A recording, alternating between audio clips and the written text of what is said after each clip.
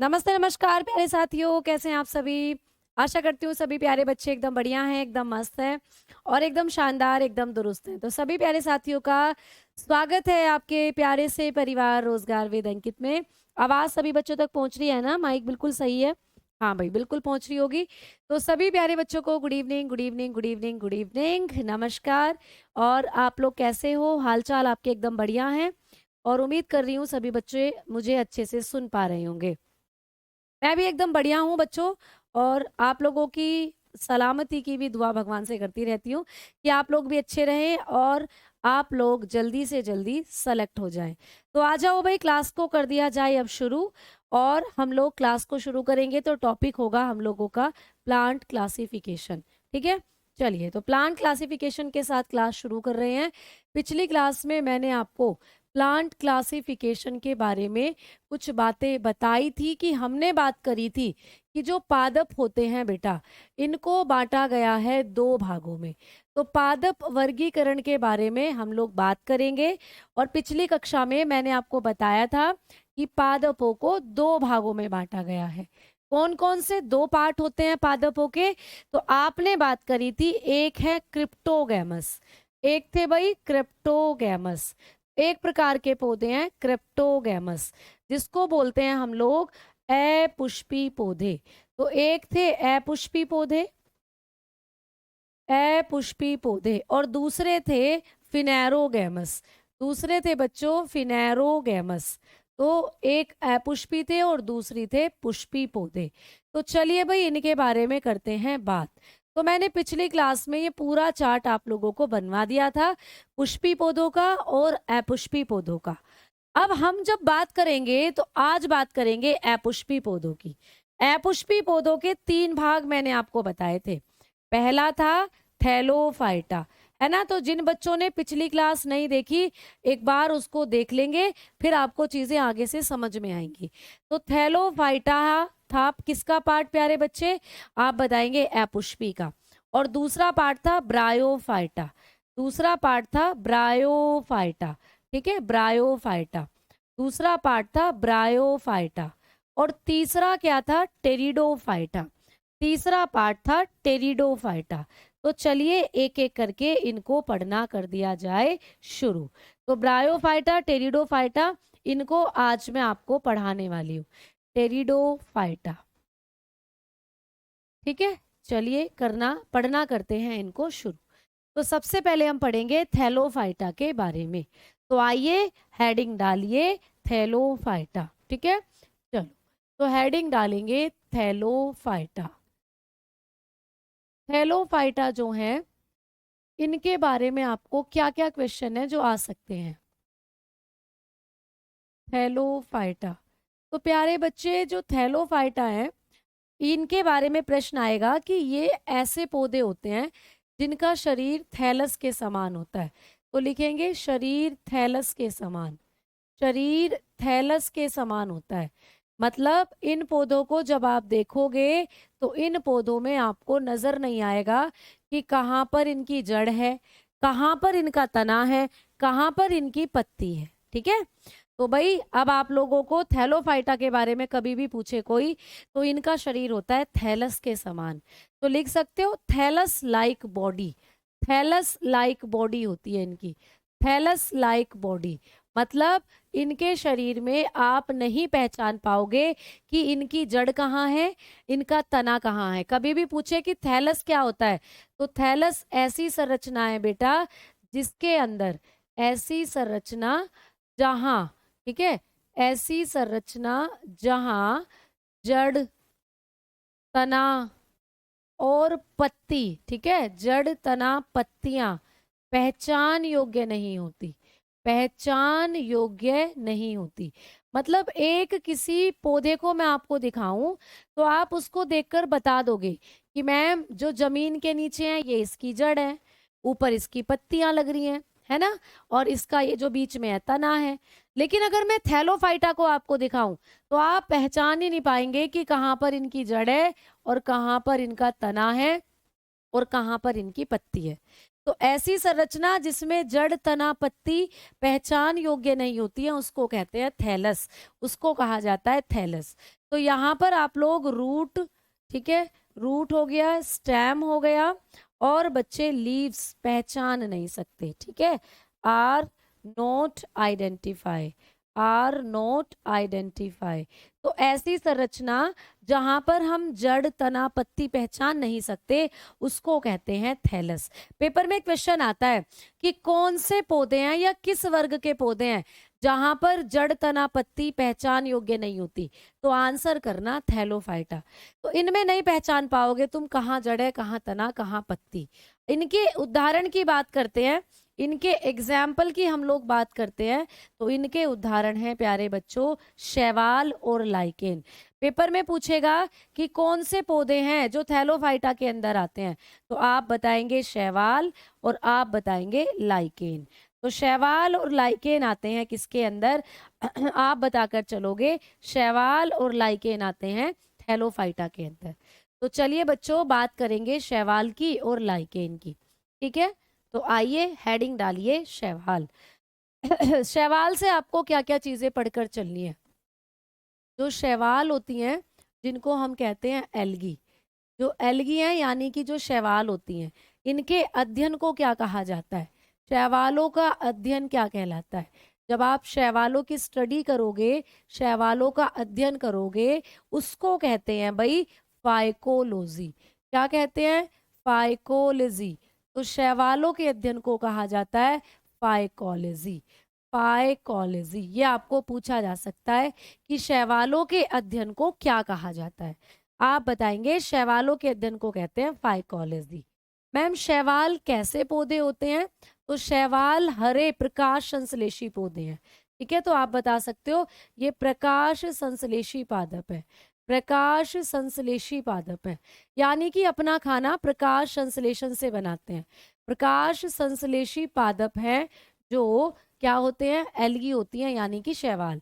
तो ये photosynthetic plant होते हैं, फोटोसिंथेटिक प्लांट होते हैं बेटा, यानी कि अपना खाना खुद बनाते हैं प्रकाश संश्लेषण करके, प्रकाश संश्लेषी पादप है। समझ में आ गई बात। या ऐसा भी बता सकते हो कि ये होते हैं स्वपोषी, ये स्वपोषी होते हैं बेटा। आप जानते हो स्वपोषी कौन होती हैं, तो शैवाल स्वपोषी होती हैं। ऑटोट्रोपिक होती हैं, मतलब अपना खाना खुद बनाते हैं जो शैवाल होते हैं। ऑटोट्रोपिक प्लांट हैं, ये भी आपको पूछा जाता है कि शैवाल किस प्रकार के पौधे हैं, स्वपोषी हैं, परपोषी हैं, विषमपोषी हैं, है ना, ऐसे करके पूछता है। तो आप बताएंगे शैवाल स्वपोषी हैं, अपना खाना खुद बनाएंगी सूर्य के प्रकाश से, जैसे दूसरे पौधे बनाते हैं, ठीक है। अब हम बात करते हैं कि मैम जो शैवाल होती हैं ये कौन कौन सी शैवाल है। तो शैवालों के बारे में अगर हम बात करते हैं तो आप लोगों को कई रंगों में ये दिखाई देती हैं बेटा। अगर हम बात करते हैं शैवालों को कितने कुल में बांटा गया है, शैवालों की कितनी फैमिली हैं, तो आप कहेंगे कि शैवाल होती हैं 4 प्रकार की, या शैवालों को 4 कुलों में बांटा गया है। शैवालों को रंगों के आधार पर 4 फैमिली में बांटा गया है। कौन कौन सी फैमिली है मैडम, तो भाई पहले नंबर पर आएगी क्लोरोफाइसी, क्लोरोफाइसी, ठीक है, पहले नंबर पर आएगी क्लोरोफाइसी। पहले नंबर की जो वो है फैमिली वो है क्लोरोफाइसी, ठीक है, क्लोरोफाइसी। देखो क्लोरो, क्लोरो मतलब क्लोरोफिल, और फाइसी मतलब शैवाल। तो ऐसी शैवाल जिनमें क्लोरोफिल होता है, और आपने पढ़ा था जिसके अंदर भी क्लोरोफिल होता है वो हरे रंग की होती हैं। तो कभी भी आपको पूछे कि क्लोरोफाइसी में कैसी शैवाल आती हैं, तो हरे रंग की शैवाल आती हैं इनमें। क्लोरोफाइसी में कैसी एल्गी आती हैं, ग्रीन एल्गी आती हैं क्लोरोफाइसी में। पेपर में क्वेश्चन आएगा जो हरी शैवाल है उनको किस कुल में रखा गया है, आप आंसर लगाकर आओगे क्लोरोफाइसी में रखा गया है हरी शैवाल को, ठीक है। दूसरे नंबर पर आती हैं रोडोफाइसी, रोडोफाइसी। दूसरे नंबर पर आती हैं बच्चे रोडोफाइसी। अब आपको पूछे रोडोफाइसी में कौन से रंग की शैवाल आती हैं, तो आप बताएंगे रोडोफाइसी में आती हैं लाल रंग की शैवाल। रोडोफाइसी में कैसे रंग की शैवाल आती हैं, लाल शैवाल। तो देखो आर से रेड होता है और आप बताएंगे आर से ही होता है रोडोफाइसी। देखो R, R for red, R for rhodo. तो रोडोफाइसी में कौन सी शैवाल आती हैं? लाल रंग वाली। फिर आपको पूछे कि तीसरा कुल कौन सा है शैवालों की, तीसरी फैमिली कौन सी है, तो ये है फियोफाइसी। ये है बच्चे फियोफाइसी। अब आपको पूछ ले फियोफाइसी में कौन सी शैवाल आती है, आप कहेंगे फियोफाइसी में आती हैं भूरी शैवाल। फियोफाइसी, फियोफाइसी में कैसे रंग की शैवाल आती हैं, आप कहेंगे भूरे रंग की शैवाल। भूरी शैवाल जो है वो आती हैं फियोफाइसी में, यानी कि ब्राउन एल्गी जो होती हैं, ब्राउन कलर होता है इनका, ब्राउन एल्गी आती हैं फियोफाइसी के अंदर। ठीक है। और जो चौथा कुल है वो कौन सा है, तो फोर्थ नंबर पर है साइनोफाइसी। साइनोफाइसी, ठीक है, साइनोफाइसी है फोर्थ नंबर पर आने वाला, जिसको कहते हैं हम साइनोफाइसी। तो साइनोफाइसी में आती हैं नीली हरी शैवाल। ठीक है, साइनोफाइसी में कैसे रंग की आती हैं, नीली हरी शैवाल। तो ऐसे प्रश्न आएगा आप लोगों को कि भैया जो नीली हरी शैवाल है वो कौन से कुल में आती हैं, जो कि ब्लू ग्रीन एल्गी बोलते हैं इनको। ठीक है, ब्लू ग्रीन एल्गी। ठीक है, नीले रंग की शैवाल, नीली हरी शैवाल कौन सी फैमिली में, आप बताओगे साइनोफाइसी में। पूछ ले भूरी शैवाल कौन सी फैमिली में, आप बताओगे फियोफाइसी में। पूछ ले लाल रंग की शैवाल तो बताना रोडोफाइसी में। और आपसे पूछ ले हरे रंग की शैवाल, तो भाई हरा रंग तो क्लोरोफिल करता है, तो क्लोरोफाइसी में। रोडोफाइसी आर से शुरू होगा, पहचान लोगे। फियोफाइसी में भूरी शैवाल आती है। और साइनो, मैंने कहा था ना बायोलॉजी में कहीं भी साइनो शब्द आए इसका मतलब होता है नीला, तो नीली हरी शैवाल आती है साइनोफाइसी में। ठीक है, अब यहां से आपको और क्या क्वेश्चन बन सकता है, आपको प्रश्न नीली हरी शैवालों पर बनता है। तो आओ थोड़ा सा तुम्हें नीली हरी शैवाल के बारे में बता दूं। तो प्यारे बच्चे, जो नीली हरी शैवाल होती हैं इनके दो एग्जाम्पल है, नीली हरी शैवाल के दो एग्जाम्पल है। ब्लू ग्रीन एल्गी जो होती हैं इनके दो एग्जाम्पल हैं जो आपको आते हैं पेपर में। तो ब्लू ग्रीन एल्गी के दो एग्जाम्पल पेपर में आते हैं, कौन कौन से, एक है बेटा नॉस्टॉक, एक है नॉस्टॉक। ठीक है, नॉस्टॉक। तो नॉस्टॉक कैसी शैवाल है, नीली हरी। और दूसरी है बच्चे एनाबीना, दूसरी है एनाबीना, दूसरी है एनाबीना। ठीक है, तो दूसरी है एनाबीना। तो ये दो रंग की शैवाल, ये दो शैवाल हैं जो आप लोगों की आती हैं किसके अंदर, नीली हरी शैवाल के अंदर। ठीक है, इतनी बात समझ में आई। ग्रीन एल्गी देखी है, हाँ। आपने कभी कोई तालाब देखा है, उस तालाब का पानी ऐसा लगता है कई बार जैसे पानी सड़ गया हो, हरा हरा पानी हो जाता है पूरा। तो वो पानी सड़ता नहीं है, उस पानी के ऊपर वो शैवाली होती हैं। तो उस पानी पर जो हरा हरा सा वो पानी हो जाता है, आप उसमें बता सकते हो कि कहाँ पर जड़ है, कहाँ पर तना, कहाँ पर पत्ती, कुछ पता नहीं चलता। आपने काही देखी है, कई बार काही जम जाती है जमीन पर, उस पर हम फिसल कर भी गिर जाते हैं। तो वो काही भी, उसमें भी नहीं आप बता सकते कि कहाँ जड़ है, कहाँ तना है, कहाँ इनकी पत्ती है। तो यही होती हैं भाई शैवाल। ठीक है, तो आ जाओ आगे बात करेंगे कि नॉस्टॉक कहाँ पाई जाती है।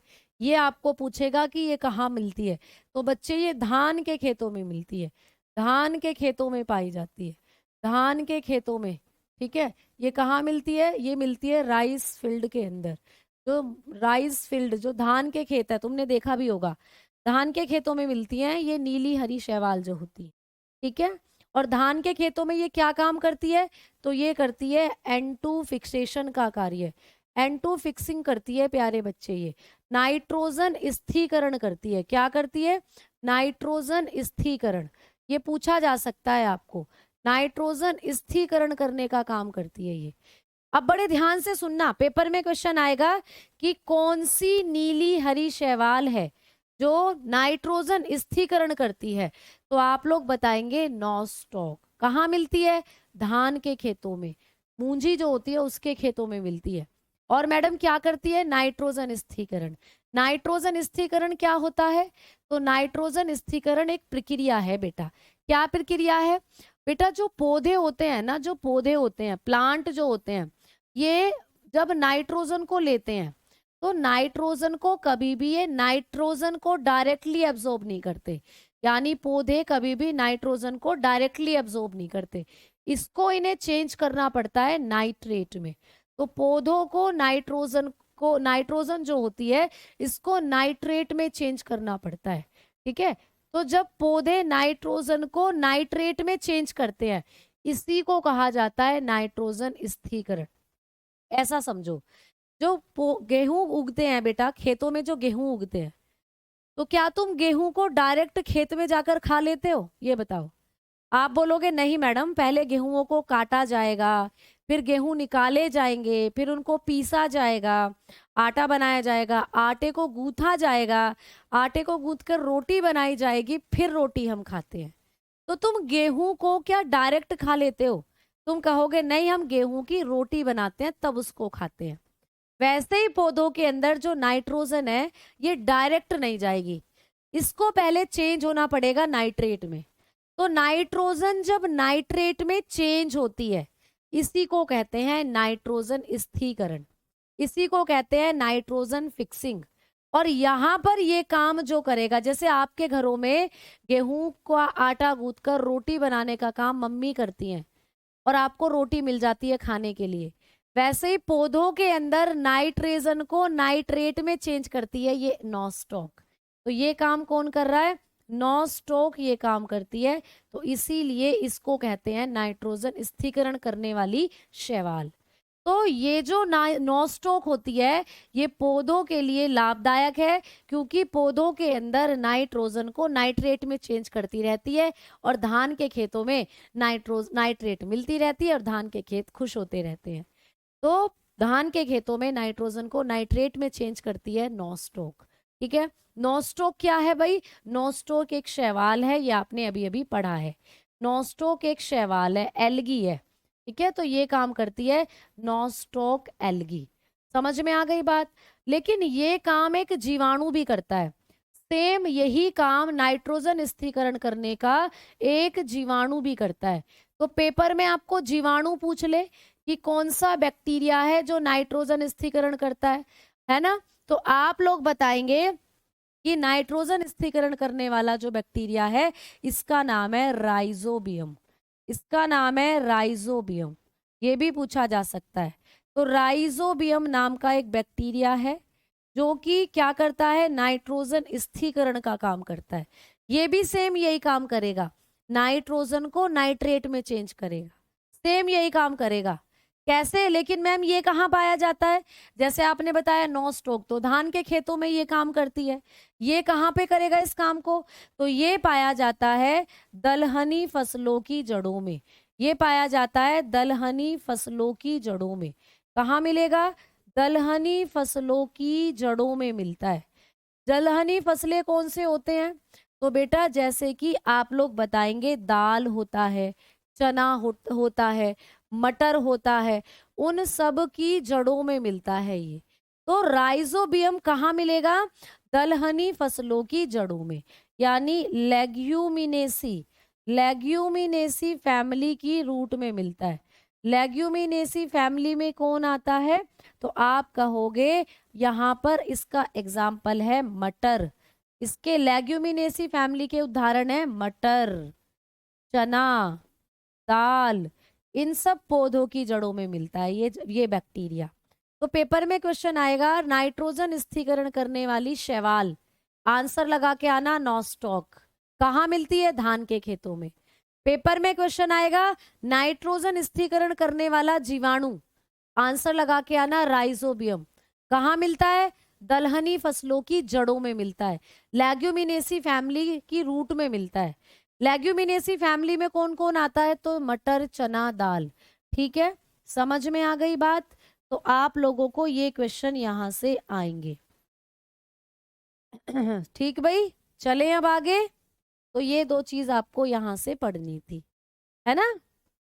कंफ्यूज ही कंफ्यूज तो बिल्कुल होना ही नहीं है, मैंने बता दिया बिल्कुल। तो नॉस्टॉक क्या करती है? धान के खेतों में मिलती है और नाइट्रोजन स्थिरीकरण करती है। क्या होता है नाइट्रोजन स्थिरीकरण? नाइट्रोजन को नाइट्रेट में चेंज करती है, ठीक है।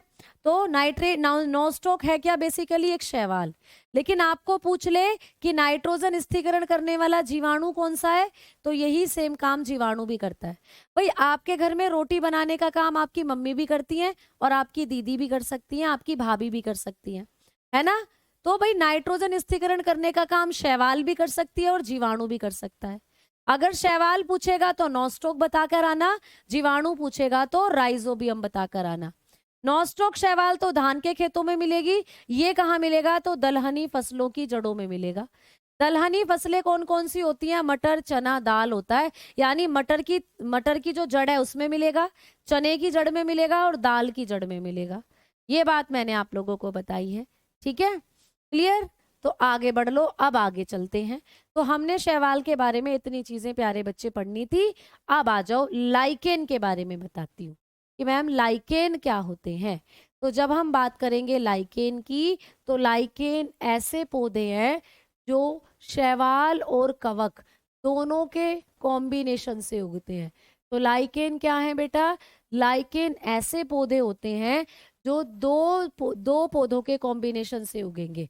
एक तो शैवाल जरूर होगी इनके पास, एल्गी जरूर होगी इनके पास, और दूसरा इनके पास कवक जरूर होगा, इनके पास फंगस जरूर होगा, ठीक है। तो ऐसे पौधे जो वहां उगेंगे जहां शैवाल भी और कवक भी हो, एक ही जगह जब शैवाल भी उग रही हो और कवक भी उग रहा हो, उनके बीच में उगते हैं लाइकेन हमेशा। तो लाइकेन कभी भी अकेले नहीं मिलते, ये वहां मिलेंगे जहां शैवाल भी होगी और कवक भी होगा, ठीक है। तो शैवाल और कवक के साथ उगने वाले पौधे कौन से हैं? आप बताएंगे लाइकेन, ठीक है। तो मैम ये लाइकेन शैवाल से क्या लेते हैं? तो शैवाल से ये खाना लेते हैं बेटा, शैवाल इनको खाना देती है, शैवाल इनको खाना देती है बेटा। लाइकेन शैवाल के पास क्यों उगते हैं? क्योंकि शैवाल लाइकेन को खाना देती है। मैम कवक के पास क्यों उगते हैं ये? तो कवक इनको प्रोटेक्शन देता है बेटा, कवक इनको छुपने की जगह देता है, सुरक्षा देता है। तो कवक इनको एक तो सुरक्षा देगा और दूसरा पानी देगा, वाटर। दूसरा क्या देगा बेटा? पानी। तो पेपर में पूछेगा कि जो लाइकेन होते हैं ये शैवाल से क्या लेते हैं? तो आप बताना खाना लेते हैं। लाइकेन कवक से क्या लेते हैं? आप बताना सुरक्षा और पानी लेते हैं, ठीक है। मैम बदले में कुछ देते हैं ये लाइकेन इनको? तो भाई बदले में लाइकेन देते हैं इनको ऑक्सीजन, क्योंकि लाइकेन के पास बहुत अच्छी मात्रा में ऑक्सीजन होती है। तो बदले में लाइकेन इनको देते हैं ऑक्सीजन। तो भाई देखो मजे से रह रहे हैं ना, एक दूसरे के साथ शेयरिंग कर रहे हैं। शैवाल ने खाना दे दिया लाइकेन को और लाइकेन ने शैवाल को ऑक्सीजन दे दी। कवक ने लाइकेन को क्या दिया? पानी और सुरक्षा, और बदले में लाइकेन ने कवक को दे दी ऑक्सीजन। तो शेयरिंग कर रहे हैं, शेयरिंग इज गुड, शेयरिंग करना अच्छी बात है ना। तो ये एक दूसरे के साथ शेयरिंग कर रहे हैं तीनों। तो इन तीनों के बीच में एक संबंध बनता है प्यारे बच्चे, इन तीनों के बीच में, किस किस के बीच में भाई? तो शैवाल, शैवाल, लाइकेन और कवक, तीनों रह रहे हैं एक साथ।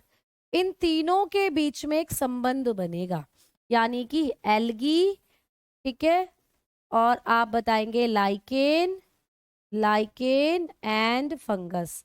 इन तीनों के बीच में एक रिलेशन बनेगी, उसको कहा जाता है सहजीवन संबंध। सहजीवन संबंध ये पेपर में आता है, सहजीवन संबंध बनेगा इनमें, यानी कि सिम्बायोटिक रिलेशन बनती है इनमें। सिम्बायोटिक रिलेशन मीन्स ये एक दूसरे को लाभ पहुंचाते हैं। तो ऐसा संबंध जिसमें कोई भी जीव एक दूसरे को लाभ पहुंचाए। तो भाई नुकसान तो किसी का भी नहीं हो रहा, बदले में कुछ ना कुछ मिल रहा है तीनों को। तो तीनों के तीनों एक दूसरे को लाभ पहुंचाते हैं, इसी को कहते हैं सिम्बायोटिक रिलेशन। तो पेपर में आता है कि शैवाल, कवक और लाइकेन तीनों एक साथ कौन सा संबंध दर्शाते हैं? आप कहेंगे सहजीवन संबंध, ठीक है। तो समझ में आ गई बात। तो लाइकेन ऐसे पौधे हैं जो हमेशा शैवाल और कवक के साथ उगेंगे। चलो लाइकेन का फोटो दिखाने की कोशिश करते हैं। तुमने देखा होगा घने जंगलों में मिलते हैं ये जो लाइकेन होते हैं, ये घने जंगलों में हमें देखने को मिलते हैं।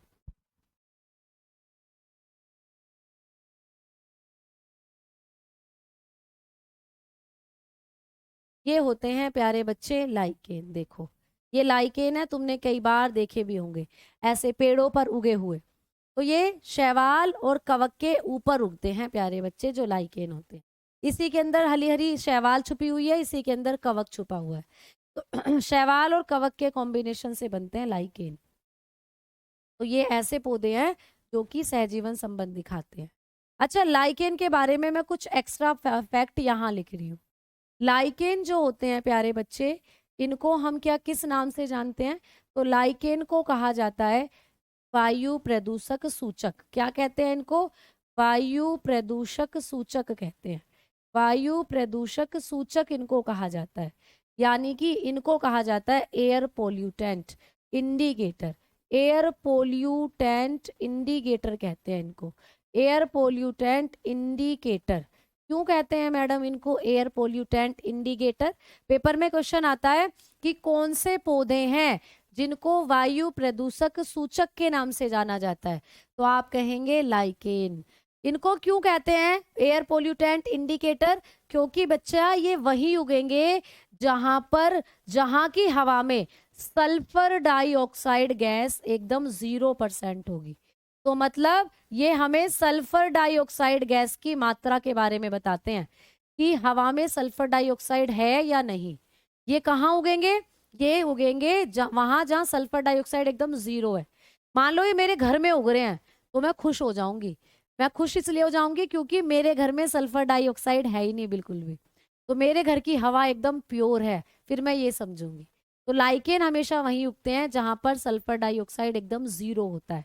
तो इसीलिए ये हवा में सल्फर डाइऑक्साइड पोल्यूशन के बारे में सूचना देते हैं, इसीलिए इनको कहते हैं एयर पोल्यूटेंट इंडिकेटर। ठीक है, अब दूसरा पॉइंट क्या है इनके बारे में? लाइकेन जो होता है इनसे हम लिटमस पेपर बनाते हैं, लिटमस पत्र बनाते हैं। ठीक है, तो लिटमस पत्र किससे बनाते हैं ये पूछा जाता है, इसी से लिटमस पत्र बनाया जाता है। इनकी ये जो पत्तियां थी लाइकेन की, इन्हीं से हम लिटमस पेपर बनाया जाता है। ठीक है, लिटमस पेपर हम केमिस्ट्री में यूज करते हैं। लिटमस पेपर आप केमिस्ट्री में पढ़ोगे प्यारे बच्चों, तो इन्हीं से हम लिटमस पेपर बनाते हैं, लाइकेन से ही। तो ये पॉइंट आपको पेपर में आ जाते हैं। ठीक है, ये पॉइंट आपको पेपर में आते हैं। मुझे सबके कमेंट दिख रहे हैं, कमेंट सबके दिख रहे हैं। ठीक है, क्लियर? आगे बढ़े, चलो भाई अब हम लोग आगे की तरफ बढ़ेंगे।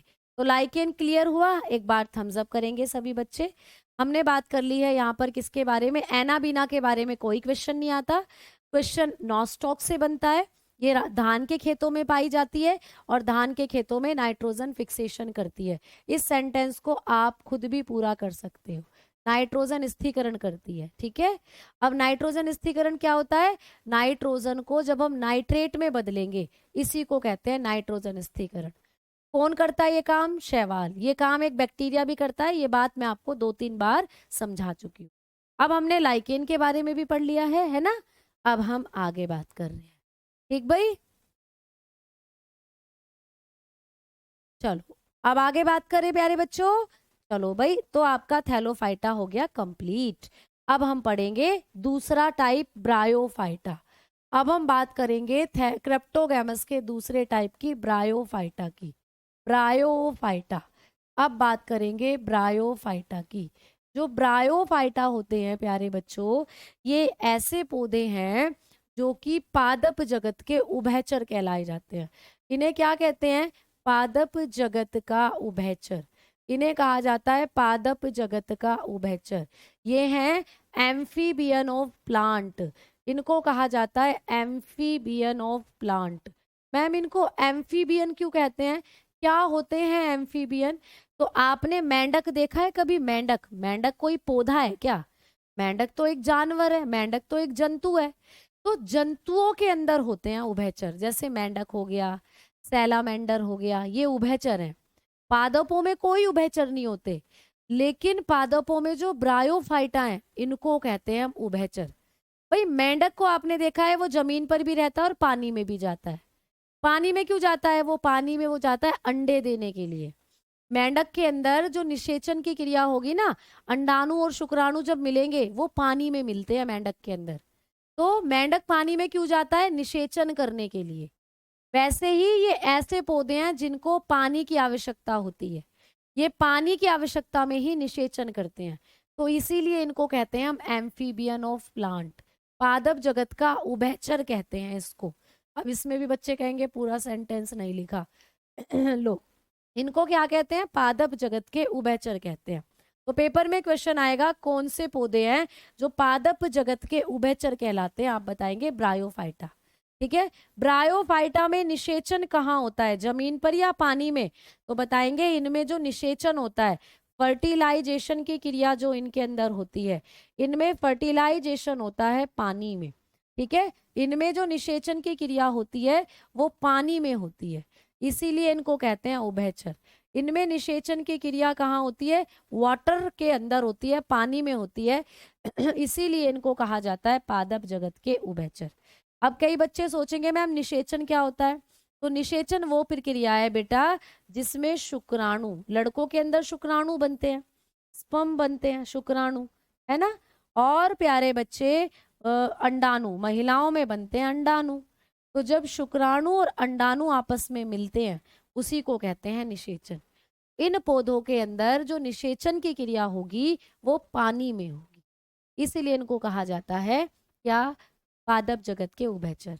अब इनके उदाहरण की बात की जाएगी, तो इनके उदाहरण लिख लो भाई, इनके उदाहरण लिख लीजिए कौन कौन से एग्जाम्पल हैं जो आते हैं ब्रायोफाइटा में। तो ब्रायोफाइटा में आते हैं प्यारे बच्चे मॉसिस। मॉसिस एक प्रकार के पौधे हैं, अभी दिखाऊंगी। मॉस, ठीक है, मॉसिस हो गया, लीवर वर्ट हो गया, लीवर वर्ट, लीवर वर्ट हिंदी में भी बोलते हैं लीवर वर्ट, लीवर वर्ट, और हो गया हॉर्न वर्ट। ठीक है, लीवर वर्ट हो गया और हॉर्न वर्ट। तो लीवर वर्ट, मॉसिस, हॉर्न वर्ट, ये सब होते हैं क्या? ये सब एग्जाम्पल होते हैं ब्रायोफाइटा के। ठीक है, चलो तो अब हम देखते हैं एग्जाम्पल। तो एग्जाम्पल देखेंगे हम लोग तो आपको दिखाऊंगी, ये है भाई लीवर वर्ट, हॉर्न वर्ट, ये सब। ठीक है, तो ये हैं, ये लीवर वर्ट पौधे हैं, तुमने देखे होंगे तालाब के किनारे उगे रहते हैं, ऐसे ऐसे करके, ये सब ब्रायोफाइटा होते हैं, ये ब्रायोफाइटा है। ठीक है, समझ में आ गई बात? ठीक है, ये सब ब्रायोफाइटा है। अब हम आगे बढ़ रहे हैं। ठीक है, आ जाओ प्यारे बच्चे। तो मैं कमेंट आप लोगों के जो जेन्युइन है वो ले रही हूँ, अभी उटपटांग कमेंट में ले ही नहीं रही हूँ। आ जाओ, अब आगे बात करेंगे तीसरे प्रकार के पौधों की। तीसरे प्रकार के पौधे हैं टेरिडोफाइटा। कौन से हैं बेटा? टेरिडोफाइटा। तीसरे प्रकार के पौधे टेरिडोफाइटा। टेरिडोफाइटा जो होते हैं ये ऐसे पौधे हैं जिनमें हमें सबसे पहले जाइलम और फ्लोयम देखने को मिला था। तो सबसे पहले लिखोगे प्रथम संवहनी पौधे हैं ये, प्रथम संवहनी पौधे। पेपर में क्वेश्चन आएगा कि प्रथम संवहनी पादप कौन है, तो आप बताओगे टेरिडोफाइटा है। तो हम अपुष्पी पौधों को पढ़ रहे हैं। अपुष्पी पौधों को 3 भागों में बांटा हुआ है, थैलोफाइटा, ब्रायोफाइटा, टेरिडोफाइटा। हमने ब्रायोफाइटा भी पढ़ लिया, हमने थैलोफाइटा भी पढ़ लिया, और अब हम पढ़ रहे हैं टेरिडोफाइटा। तो ये फर्स्ट वेस्क्यूलर प्लांट है, first vascular plant. Ma'am first vascular plant का मतलब क्या हुआ? तो प्यारे बच्चे पौधे जो होते हैं ना, इनमें पाए जाते हैं कुछ विशेष प्रकार के ऊतक, जिसको कहते हैं हम लोग संवहन ऊतक। ठीक है, तो संवहन ऊतक में कौन कौन आता है? तो संवहन ऊतक में आते हैं, आपने नाम सुन रखा होगा जाइलम और बच्चे फ्लोयम का। आपने नाम सुना है ना जाइलम और फ्लोयम ऊतक का। तो जो जाइलम और फ्लोयम सबसे पहले देखे गए थे वो टेरिडोफाइटा में ही देखे गए थे। तो सबसे पहले जाइलम और फ्लोयम जो थे ये कौन से पौधों में देखे गए थे? आप बताएंगे टेरिडोफाइटा में। और जाइलम और फ्लोयम को ही मिलाकर कहते हैं संवहनी या वेस्क्यूलर, इन्हीं को कहा जाता है। तो पौधों के अंदर संवहनी ऊतक जो होते हैं वो 2 हैं, जाइलम और फ्लोयम। सबसे पहले कौन से पौधों में इन्हें देखा गया था? तो टेरिडोफाइटा में ही सबसे पहले जाइलम और फ्लोएम देखे गए थे। जाइलम क्या करते हैं प्यारे बच्चे? जाइलम जड़ों से जल का स्थानांतरण करते हैं। जड़ों से जल पूछा जाता है पेपर में, जल व खनिज पदार्थों का स्थानांतरण, खनिज पदार्थों का स्थानांतरण, ये आपको पूछा जाएगा कि पौधों में कौन से ऊतक हैं जो जड़ों से जल और खनिज पदार्थों का स्थानांतरण करते हैं। तो आप लोग बताएंगे ये है जाइलम। देखो कैसे याद करोगे, जैसे जाइलम जैसे जल। तो जाइलम क्या काम करते हैं? तो जाइलम जड़ों से, प्यारे बच्चे हम पौधों की जड़ों में पानी डालते हैं, वो सारा का सारा पानी पौधों के ऊपरी भागों तक कैसे पहुंचता है? भाई पेड़ तो बहुत ऊंचे ऊंचे होते हैं, पानी तो हमने जड़ों में डाला है, सारा का सारा पानी ऊपर तक कैसे पहुंच रहा है? तो इन्हीं के द्वारा पहुंचता है, जाइलम के द्वारा। जाइलम पतली पतली ट्यूब जैसी संरचनाएं हैं जो पेड़ों के अंदर होती हैं। तो जैसे हम जड़ों में पानी डालेंगे, इन जड़ों के इन ट्यूब से होता हुआ वो पानी पौधों के ऊपरी भागों तक पहुंच जाता है। पानी में ही खनिज पदार्थ होते हैं, पानी में ही सारे पोषक पदार्थ घुले हुए होते हैं, कैल्शियम, क्लोरीन, ये सब। तो साथ ही साथ ये भी पौधों के ऊपर चले जाते हैं। तो पौधों में जड़ों से जल व खनिज पदार्थों का स्थानांतरण कौन करते हैं? आप बताएंगे, ये काम करते हैं जाइलम। तो जाइलम का काम क्या होता है, पूछता है पेपर में। तो जैसे जाइलम और जैसे जल, ये याद रखना, ट्रांसपोर्टेशन करते हैं बेटा, ये transportation of water and mineral, water and mineral. तो पानी और खनिज पदार्थों को पौधों के ऊपरी भागों में पहुंचाने का काम है जाइलम का। ठीक। मैम फ्लोएम क्या करते हैं? मैम फ्लोएम क्या करते हैं? तो प्यारे बच्चे फ्लोएम करते हैं भोजन का स्थानांतरण। और भोजन कहाँ बनता है? पत्तियों में बनता है भोजन। तो पत्तियों से भोजन का स्थानांतरण, पत्तियों से भोजन का स्थानांतरण करते हैं ये। ठीक है।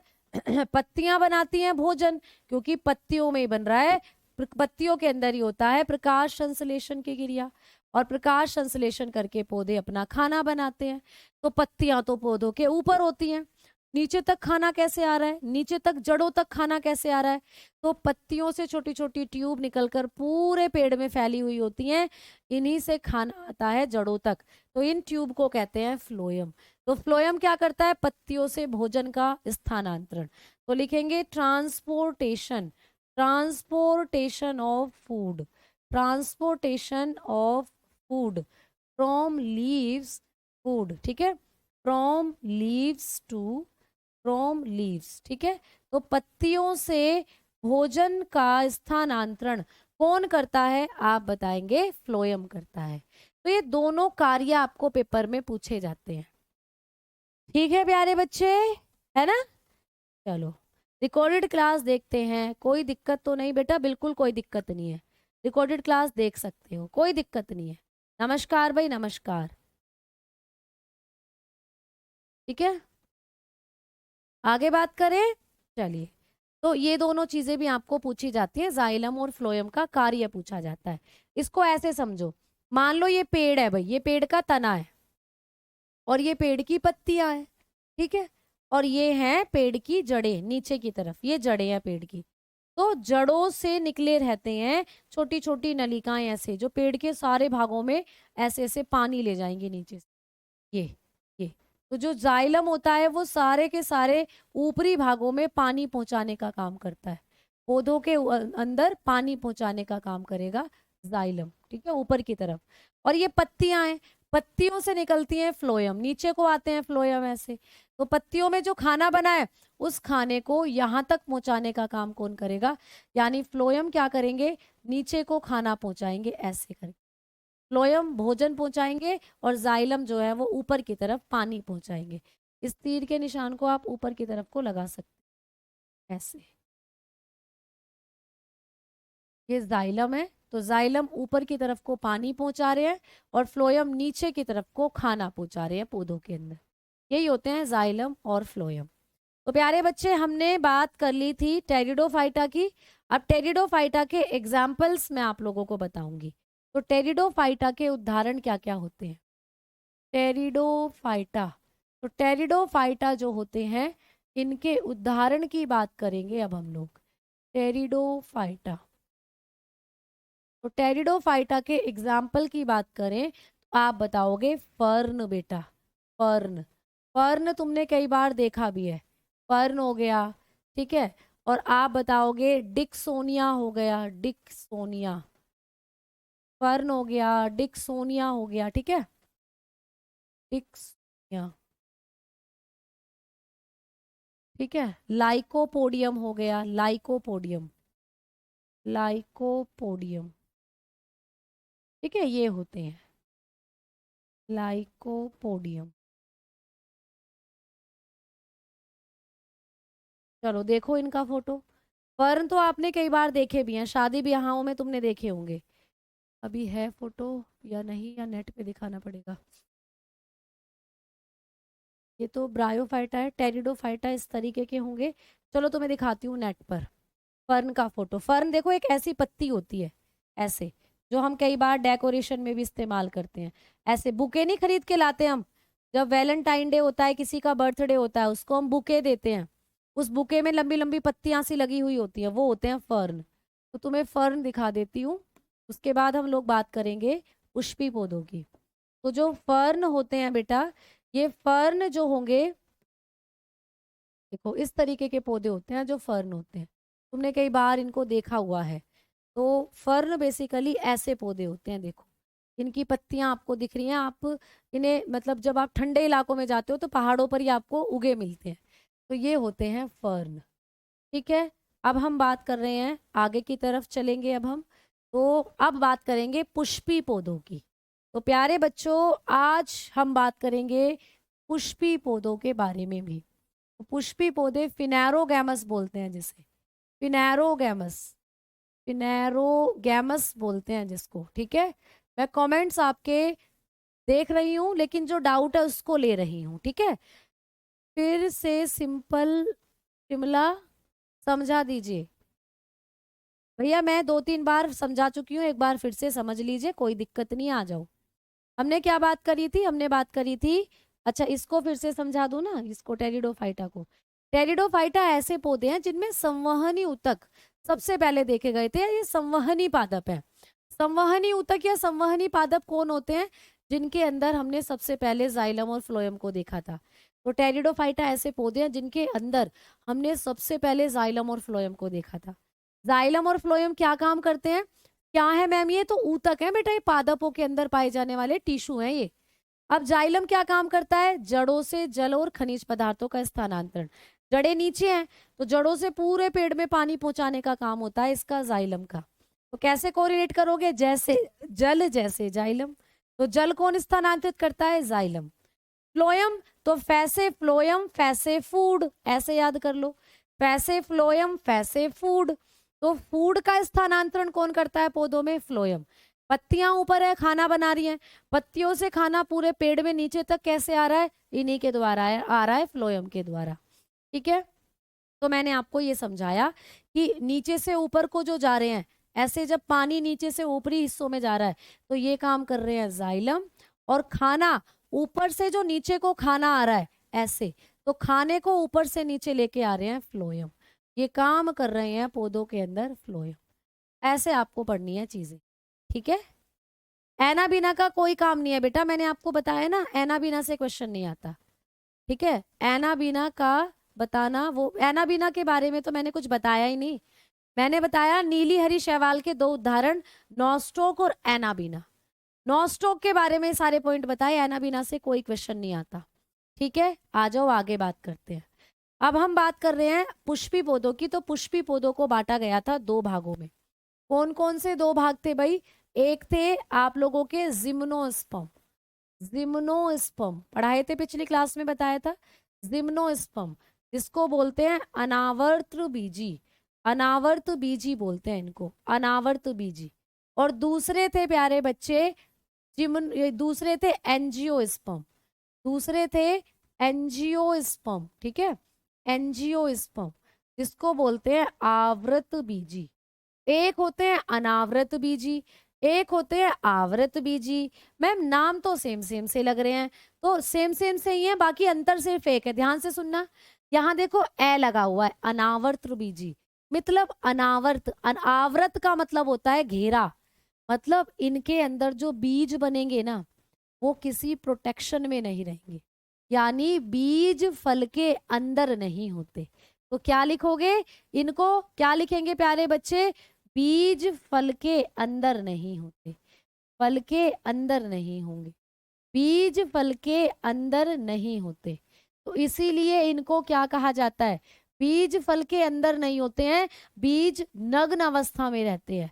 ठीक है, तो लिखेंगे seeds are not under, seeds are not under fruit. ठीक है, अंडर फ्रूट। तो जो बीज होते हैं वो फल के अंदर नहीं रहेंगे बेटा। तो कौन से पौधे ऐसे हैं जिनमें बीज जो होते हैं वो फल के अंदर नहीं होते, आप लोग बताकर चलेंगे। जिम्नोस्पर्म, अनावृत बीजी, नाम से पता चल रहा है अनावृत, आवृत मतलब प्रोटेक्शन, घेरा। इनके बीज के चारों तरफ कोई आवरण नहीं होता, बीज फल के अंदर नहीं होते। जैसे आपने सेब खाया, सेब के बीज सेब के बाहर है या अंदर है, ये बताना। तो तुम कहोगे मैम सेब के बीज तो सेब के अंदर निकलते हैं। आपने तरबूज खाया, तरबूज के बीज तरबूज के अंदर है या बाहर है, आप कहोगे मैम अंदर है। आपने आम खाया, आम का बीज आम के अंदर है या बाहर है, आप कहोगे मैम अंदर है। आपने प्यारे बच्चे पपीता खाया, पपीते के बीज पपीते के बाहर है या अंदर है, आप कहोगे मैम अंदर है। लेकिन इनमें क्या होता है, इनके जो बीज है वो फल के अंदर नहीं होते। ठीक है, तो बीज फल के अंदर नहीं होते, बीज इनके नग्न अवस्था में होते हैं, इसीलिए इनको कहा जाता है नग्न बीजी, इसीलिए इनको कहते हैं नग्न बीजी। तो पेपर में क्वेश्चन आता है कि पादप जगत में नग्न बीजी कौन से पौधे को कहते हैं, आप बताएंगे इन्हें कहते हैं नग्न बीजी। इनको कहा जाता है नेकेड सीड, इनको नेकेड सीड के नाम से जाना जाता है, इन्हें कहा जाता है नग्न बीजी, क्योंकि इनके बीज किसी भी आवरण के अंदर बंद नहीं होते। ठीक है, अब मैम इनका एग्जाम्पल और बता दो हमें। तो इनका एग्जाम्पल लिख लो भैया, साइकस लिखना, पाइन कोन लिखना, पाइन कोन। ठीक है, चीड़ का शंकु, चीड़ का शंकु, चीड़ का शंकु कैसा होता है मैडम जी, लो देखो भैया ये रहा चीड़ का शंकु, ये रखा हुआ मेरे पास, ये है चीड़ का शंकु। कितने बच्चों ने देखा ये तुम जाते हो वैष्णो देवी घूमने और पेड़ पे से लगे रहते हैं, नीचे नीचे झड़ जाते हैं, बीज है ये बीज। तो किसी फल के अंदर है ये बीज, नहीं भैया ये पूरा का पूरा बीज है। तो ये है चीड़ का शंकु, शंकु की जैसी आकृति है ना इसकी, कोन के जैसी, तो ये होता है चीड़ का शंकु बेटा। तुमने देखा भी होगा कई बार, इसको सजाकर घरों में रख लेते हैं, तो दिखाने के लिए रखा हुआ है मैंने बच्चों को। तो ये होता है चीड़ का शंकु। ठीक है, पाइन कोन। अगला एग्जाम्पल क्या इसका हो सकता है, साइकस। साइकस तो मैं यहाँ नहीं रख सकती भैया, दिखाती हूँ तुम्हें अभी साइकस कैसा होता है। अगला एग्जाम्पल इनका हो सकता है साइकस, लिख लो यही एग्जाम्पल। अगला एग्जाम्पल है साइकस। ठीक है, साइकस, तो साइकस भी इन्हीं का एग्जाम्पल है। मैम साइकस कैसा दिखता है, तुमने गमलों में रखे हुए पेड़ देखे, खजूर के जैसे लगते हैं, गमलों में रखे हुए साइकस का पौधा देखा होगा, गमलों में हम लोग उगा देते हैं, ये रहा गमलों में, तुमने कई बार गार्डन वगैरह में कई बार उगता हुआ देखा होगा। ये क्या है बेटा, साइकस ही है ना, तुमने कई बार ये देखे होंगे, ये रहा, ये साइकस के ही पौधे हैं बेटा, ये साइकस के ही पौधे होते हैं जो आपने कई बार देखे हैं गमलों में रखे हुए, ये रहे। ठीक है, तो ये आप लोगों के एग्जाम्पल होते हैं किसके, ये है आपके अनावृत बीजी पौधे। ठीक है, तो ये इसका बीज है, देखो नीचे की तरफ इतना मोटा, जो किसी भी फल के अंदर नहीं है, ये साइकस होते हैं। आ जाओ, तो अब बात करते हैं हम इनकी एंजियोस्पर्म की। क्वेश्चन यहाँ से आते हैं बेटा, ये सबसे ज्यादा यही वाले पौधे मिलते हैं तुम्हें, तुम जितने भी फल खाते हो ना वो सब यही वाले फल है, वो सब यही वाले फल हैं। तो ये क्या है प्यारे बच्चे, इनके अंदर बीज फल के अंदर पाया जाता है, बीज फल के अंदर होता है। ठीक है, इनके अंदर क्या लिखोगे, बीज फल के अंदर होता है। तो यहाँ पर जो बीज होता है वो फल के अंदर होता है। तो seed inside the fruit, seed is inside the fruit, inside the fruit. तो फ्रूट के अंदर देखने को मिलता है जो सीड होता है। ठीक है, समझ में आ गई ना बातें, अब मैं आगे बढ़ूं, चलो। तो सीड, फल के बीज जो है वो फल के अंदर होता है। अब आगे बात करी हम लोगों ने कि मैडम जो एंजियोस्पर्म होते हैं इनमें या इनका एग्जाम्पल क्या होता है या ये कितने भागों में बटे हुए हैं।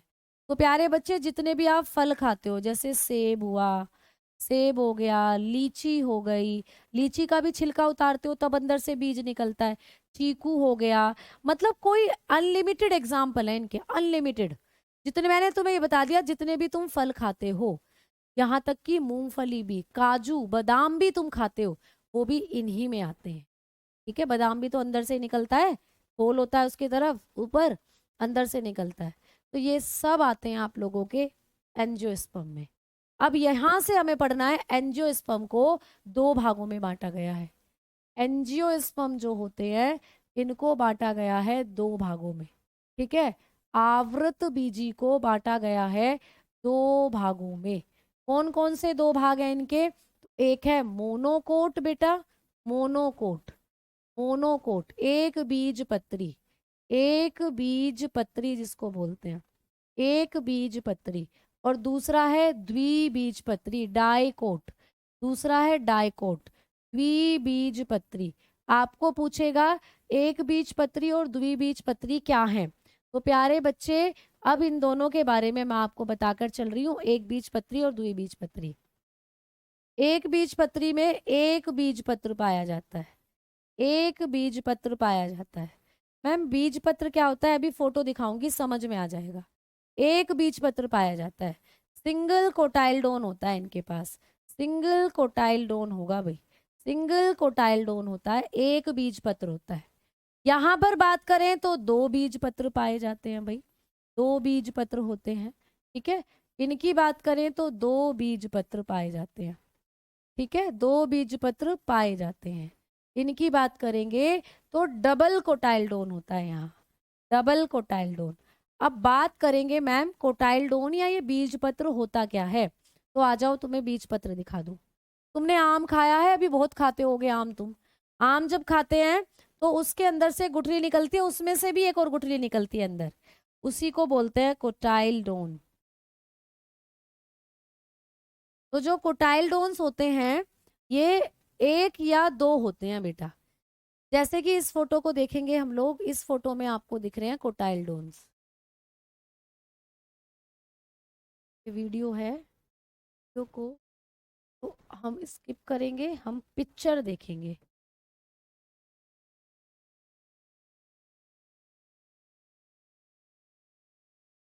देखो इस फोटो को देखोगे जरा आप, इस फोटो में तुम्हें दिख रहा है ये बीज पत्र है बेटा, जहां मैं पेन चला रही हूँ।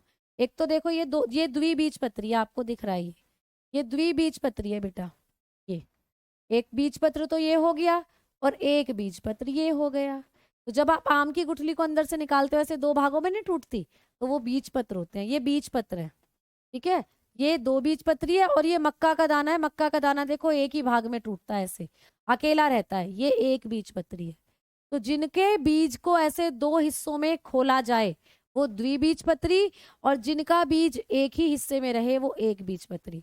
आप मूंगफली खाते हो, मूंगफली को छीलते हो, अंदर दाना निकलता है, दाने को ऐसे प्रेस करते हो, दाना दो भागों में टूटता है, मूंगफली है द्विबीजपत्री। ठीक है, आपने खाया बादाम, बादाम को रात भर भिगो दो, उसका छिलका उतारो, बादाम भी जैसे दो भागों में टूटता है। आपने खाई मटर, मटर का दाना ऐसे प्रेस करो, दो भागों में टूटता है, द्विबीजपत्री है।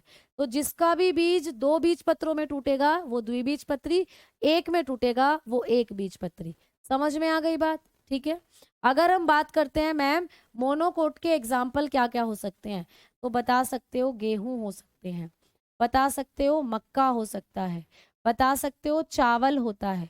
ठीक है, गेहूं मक्का चावल। घास, बेटा घास भी क्या है आप बताओगे, एक बीजपत्री। बेटा बांस, बांस जो है ना वो घास की ही कैटेगरी है। बांस कोई पेड़ नहीं होता, बांस एक तरीके की घास है बेटा। कभी भी पूछे कि बांस किस प्रकार का पौधा है, तो बांस एक घास की कैटेगरी में आता है। तो जो बैम्बू होता है ये घास की कैटेगरी में आता है। बैम्बू एक तरीके की ग्रास है, बहुत तेजी के साथ बढ़ने वाली ग्रास, हर दिन कुछ सेंटीमीटर बढ़ता है ये जो बांस होता है, तभी इतना लंबा होता है। तो गेहूं हो गया वीट, गेहूं को बोलते हैं वीट। ठीक है। मक्का को बोलते हैं मेज या कॉर्न, ठीक है, और चावल को बोलते हैं राइस। ये सब एग्जाम्पल होते हैं एक बीज पत्री के, ठीक है, एक बीज पत्री के होते हैं। पपीता नहीं, पपीता लिख लेना अभी, पपीता तो यहाँ आएगा, पपीता बहुत पूछा जाता है। तो इसके एग्जाम्पल लिखोगे तो बताना पपीता सबसे पहले। मैम पपीता क्यों? प्यारे बच्चे, पपीते की जो पत्तियां हैं, अभी पत्तियां भी बताऊंगी इनकी कैसी कैसी होती हैं। तो पपीते की पत्ती होती है इनके जैसी, डाइकोट के जैसी, इसीलिए पपीते को डाइकोट में रखा है। तो पपाया क्या है? पपाया पत्ती के आधार पर डाइकोट है। पपाया हो गया, है ना। आम हो गया बेटा, मैंगो खाते हो, मैंगो, तो आम हो गया। बादाम हो गया, ठीक है, बादाम। आलमंड आप लोग खाते हो। तो जितने भी ऐसे हैं जिनके भी बीज दो भागों में टूटेंगे। मटर हो गया प्यारे बच्चे, मटर, पी। तो ये सब आते हैं किसके अंदर? आप बताओगे डाइकोट में। सरसों हो गया प्यारे बच्चा, सरसों, सरसों खाते हैं हम, सरसों। तो सरसों भी पत्ती के आधार पर द्विबीजपत्री में है। मस्टर्ड जो होती है द्विबीजपत्री में आती है सरसों भी, ठीक है। क्लियर? बात समझ में आई?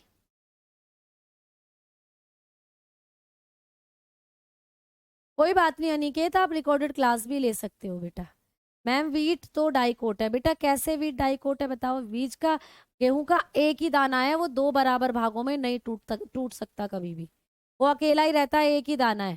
चावल का एक ही दाना है, गेहूं द्विबीजपत्री में नहीं, एक बीज पत्री में ही आता है, ठीक है। ग्राउंड नट भी इसी में आएगी, द्विबीजपत्री में, मूंगफली, ठीक है। चलो, अखरोट इसी में आएगा, अखरोट के भी दो बीज, दो पार्ट हो जाते हैं बेसिकली। चलो भाई आगे बात करते हैं। हाँ जी, चना भी इसी में आएगा, बिल्कुल, काजू भी इसी में आएगा, ठीक है। तो अब कल मैं आपको इनका थोड़ा सा पत्ती के बारे में बताऊंगी कि एक बीज पत्री में जो पत्ती होती है उनमें जो शिरा विन्यास होता है वो पैरेलल होता है। यानी तुमने गेहूं की पत्ती देखी है कभी? गेहूं की पत्ती तुम्हें ऐसी सी दिखती है बेटा, ऐसी सी, उसमें जो वेनेशन होगा वो ऐसे ऐसे होगा, ऐसे ऐसे, ऐसे ऐसे साथ चलती हैं इसके अंदर, वेनेशन पैरेलल होता है। तो गेहूं की पत्ती कुछ कुछ ऐसी सी दिखेगी। जबकि आपने जो पपीता है उसकी पत्ती देखी हो, उसमें आपको कुछ ऐसा सा वेनेशन दिखाई देगा, ऐसे करके अंदर की तरफ जाली का व्रत, ऐसे ऐसे, ऐसे ऐसे दिखाई देंगे, एक जाल सा बना हुआ होगा, ऐसे करके पूरा जाली का व्रत, ऐसे एक पूरा जाल सा बना हुआ होगा, ऐसे। ऐसे ही पीपल की पत्ती में तुमने देखा होगा ये। तो ये डाइकोट के अंदर होता है और ये मोनोकोट के अंदर होता है। समझ में आई? तो कल इनके बारे में बात करेंगे, ठीक, कल इनके बारे में बात करेंगे। हिंदी नहीं होगा क्या? किसका हिंदी नहीं होगा बेटा?